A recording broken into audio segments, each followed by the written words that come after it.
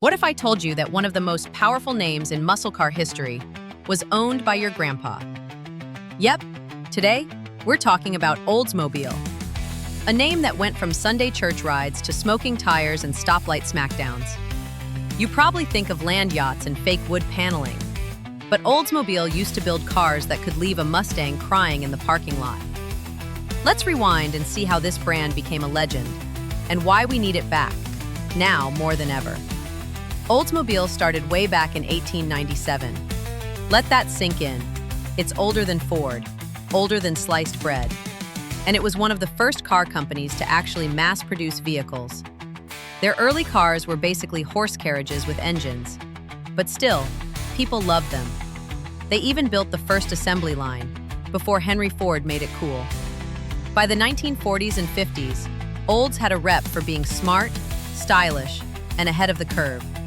But then, in 1949, they dropped a bombshell, the Rocket 88.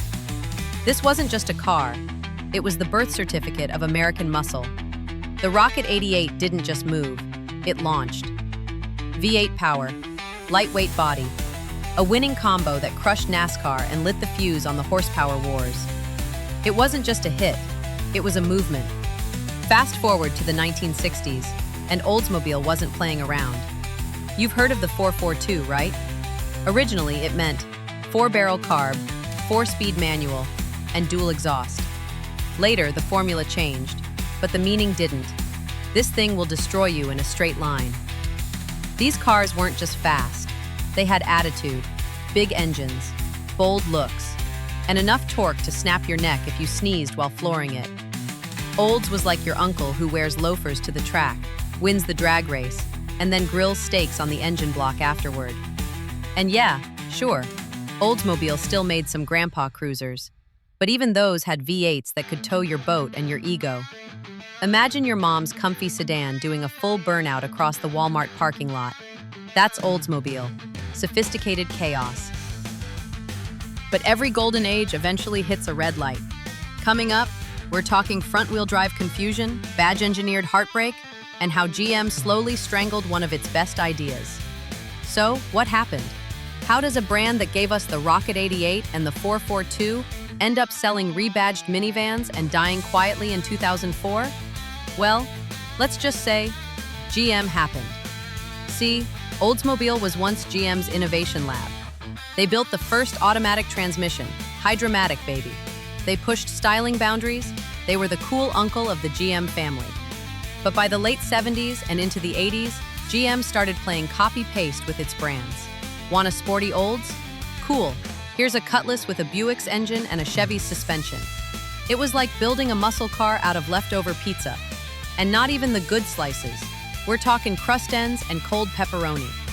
By the time we hit the 90s, Oldsmobile didn't know what it was anymore. Some cars were kinda sporty. Some were kinda luxury. Most just made you shrug.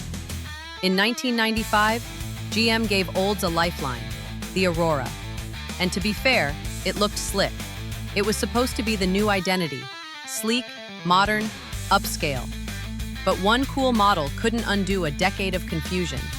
And then GM did what GM does best when a division's struggling. They buried it in focus groups, killed off anything fun, and quietly prepped the guillotine. Oldsmobile's last hurrah was the 2004 Alero, a car so beige it made oatmeal look like a monster truck. And that was it. After 107 years, GM pulled the plug. No big farewell, no fanfare, just gone. It's like if your favorite band broke up by ghosting the group chat. I mean, they didn't even let Oldsmobile go out swinging. At least end it with a supercharged V8 burnout into the sunset, right? Instead, we got, here's your keys to the intrigue. Please take a mint on the way out. But here's the thing, the soul of Oldsmobile never really died. Because what Olds stood for, innovation, performance, confidence, is exactly what the modern car world is missing. We're bringing Oldsmobile back, our way. Big engine, bold design, no apologies. What would a modern 442 look like today? Let's dream a little. Picture this, the 442 reborn. Modern body, clean lines, wide stance, aggressive front end.